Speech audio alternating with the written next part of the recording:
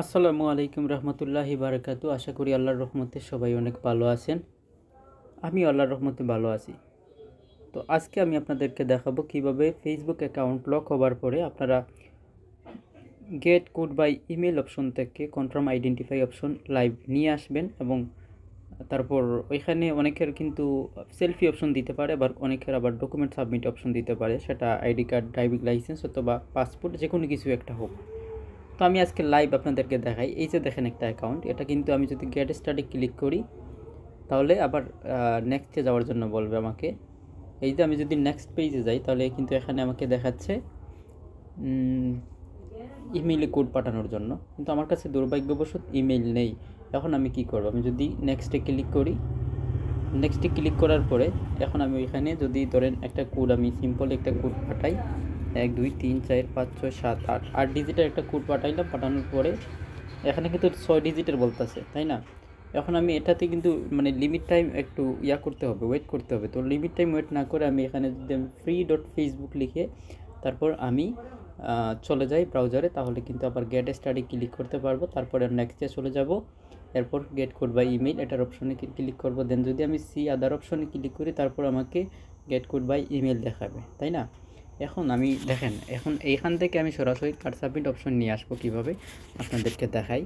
এই যে দেখেন, এখন যদি আমি নেক্সটে ক্লিক করি, ক্লিক করার পরে এটাতে আমি কোড পাঠাই, এই যে একটা কোড গেছে, তাই না? এখন যদি আমি কোড বসাই, এই যে দেখেন আমি 8 ডিজিটের একটা কোড বসালাম, তাই না?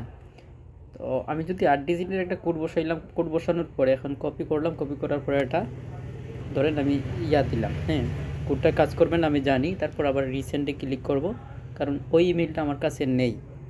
কোড রিসেন্টে ক্লিক করে আবার মনে করেন যে আমি সেম কোডটাই আবার বসাবো, তারপর আবার রিসেন্টে ক্লিক করব, তারপর আবার সেম কোডটাই এখানে আমি বসিয়ে দেব, তারপর কনফার্ম, এরপর আবারও আমি রিসেন্ড করে দেব। অর্থাৎ যতক্ষণ না কনফার্ম আইডেন্টিফাই অপশন আসছে ততক্ষণ আমি এখানে কোড বারবার ডালবো এবং কনফার্ম করে দেব।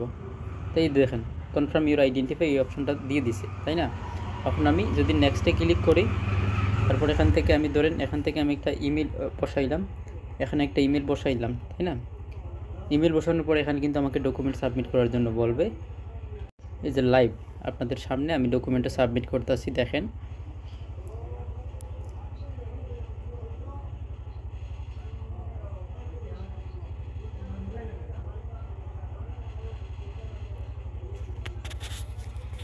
এই দেখেন আমি কিন্তু ডকুমেন্ট সাবমিট করে ফেলেছি।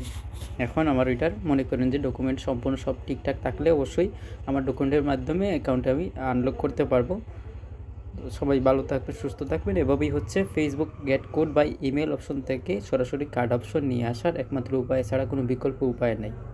ভালো ভালো থাকবেন সবাই। ধন্যবাদ সবাইকে ভিডিওটা কষ্ট করে দেখার জন্য, এবং ভিডিও দেখে যদি উপকারিত হয়ে থাকেন আপনারা তাহলে অবশ্যই ভিডিওতে লাইক, কমেন্ট, আবার যারা নতুন সদস্য আসবেন তারা অবশ্যই দয়া করে আমার চ্যানেলটা সাবস্ক্রাইব করে আপনাদের পাশে থাকার সুযোগ দেবেন।